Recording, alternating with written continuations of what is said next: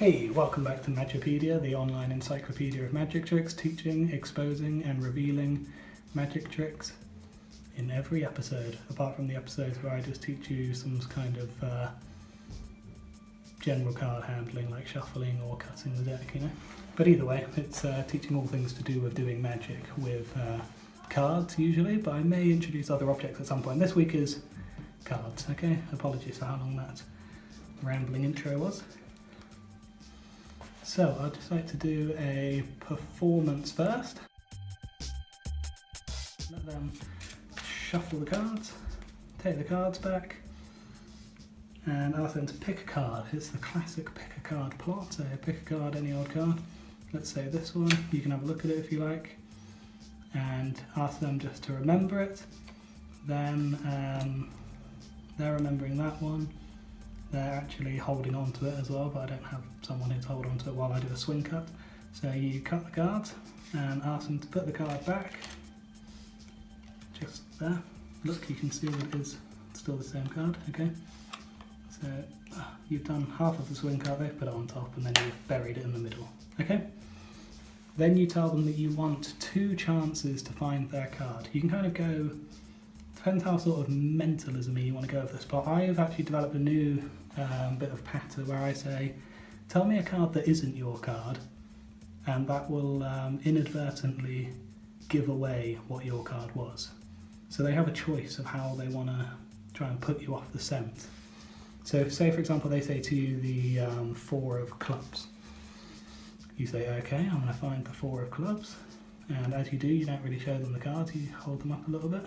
So you find the 4 of clubs, and you say, okay, so your card wasn't the 4 of clubs obviously, but that has actually told me what your card was.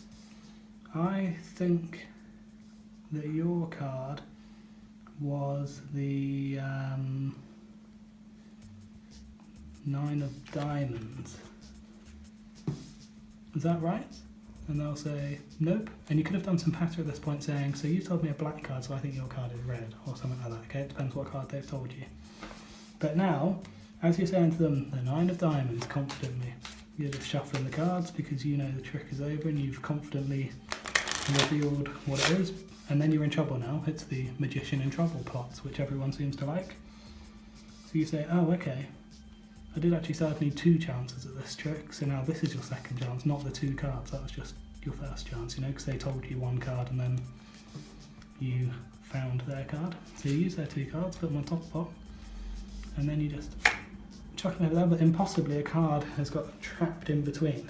And then you go, boom, your card was the 7 of hearts. Okay, I'm going to hop over to the other side and reveal and explain how to do this trick. Okay, I love this trick because it's completely impromptu. It uses a really simple principle, but it's got quite a flashy bit of presentation where you're chucking the cards over from one hand to the other. It's also got that cool kind of psychological presentation where they're telling you 1 card and you can work out from there what their card was, but you're actually putting yourself in trouble, so then you can use real magic to get out of trouble. It's got a lot going on for itself. So let's put the cards back. Doesn't matter where, because they're going to shuffle the cards, so give them the cards to shuffle. A trick where they get to shuffle cards at the beginning is quite good. If you don't want to have to get a glimpse of the bottom card, then don't let them shuffle them, but it just makes the whole thing seem slightly more suspicious than if you had let them shuffle the cards. So they shuffle the cards. I've just kept the 2 of hearts there because I've memorised it now, but you know, they'll genuinely be shuffling the cards.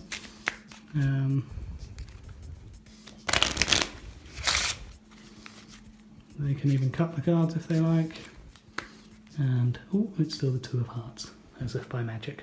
So, you know the bottom card is the 2 of hearts. It's important you get this bit now because otherwise it just looks really suspicious. You want to glimpse the bottom card before anything has even really happened. So now you spread them out and they can genuinely pick any card. Okay, let's say they pick this one, the 6 of spades, but don't worry about that. So they'll be holding on to that as you do the first part of your swing. This is why you've looked at it earlier, because if you then go, put your card there and look at the card, they're going to then remember that you've looked at it there. Whereas if you've looked at it while it was on the bottom before anything's even happened, they're not going to remember that, and you're just doing a quick swing cut, ask them to put it back, and then chuck the cards on top. You know that it's next to the two of hearts, okay? You can now, in theory, do a false shuffle if you know any. I haven't taught any yet, but if I have taught some in future episodes, I'll put the, and then you're watching this later, then I'll put the link in the description below. But let's just say you don't know any false shuffles. You can cut the deck as if you're shuffling. So you can kind of just take half of the cards and look like you're shuffling them. But in some ways you look like you're shuffling the card. You could look like you're manoeuvring the card to somewhere where you know where it is. So I prefer to just do the swing cut, they put it back, and then you just dump the cards on top and don't, just handle them freely so they can see you haven't got any breaks or anything and you don't know where it is. But it's entirely up to you if you want to do some sort of false shuffling or cutting or asking them to cut it. I mean, you could put it down and say, here, look, you cut the deck, cut it as many times as you want. They may fall for that and think that they're actually affecting the cards even though they're not. Then you ask them to tell you any card. I have forgotten what theirs was, but that doesn't matter because all you've got to do is remember the two of hearts. So they could tell you the Jack of Diamonds, for example. So you find the Jack of Diamonds and you say, okay, so you've said, well, at this point you don't know what their card is actually, I suppose, unless you took a while to find the Jack of Diamonds, and whilst you were doing it, you found your two of hearts and saw the next card down and realised that theirs is the six of spades. If you'd done that, then you'd be able to say, oh, you said a red card, so I think yours is a black card. You said a court card, so I think it's the opposite, and it's actually a number card, for example. This is where you're freestyling a bit, so it is a little bit risky. Or you just don't do that presentation and you just say, okay, the Jack of Diamonds, that tells me everything I need to know. I know that your card is the Four of Hearts. Okay, as you throw it down, it's important that you don't show them the six of spades there. So sometimes I say the next card up and say the two of hearts, because then you're hiding that card. You're not, it doesn't matter if they see that one, so you can say, your card is the two of hearts, which is actually a red card. So, because you're not telling them that it's the six of spades, are you? I've just messed that up. So they've said a red card, you've said, yes, I agree it's red, but I don't think it's diamonds, I think it's hearts. And I don't think it's a court card, I think it's the opposite, it's a number card.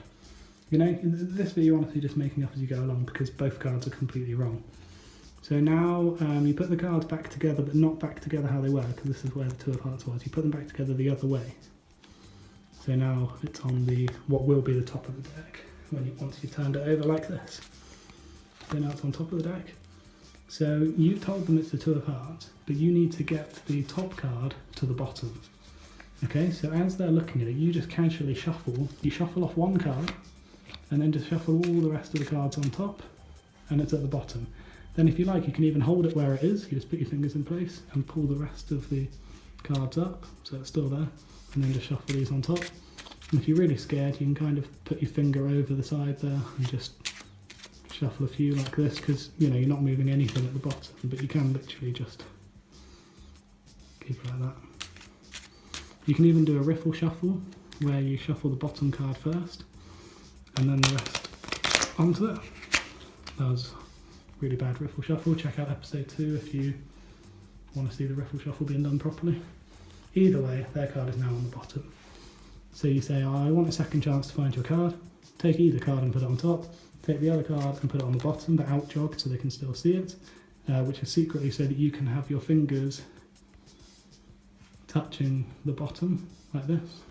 So all your fingers are touching their card, not this card. So that when you throw these over, like in the previous trick, in the previous episode, you're throwing them over, but you're going to keep that card along for the ride. So as you throw them over like this, the card that you had your fingers on has stayed in between. And then they can either take it from there, or you can just chuck them down and reveal it like that, however you want.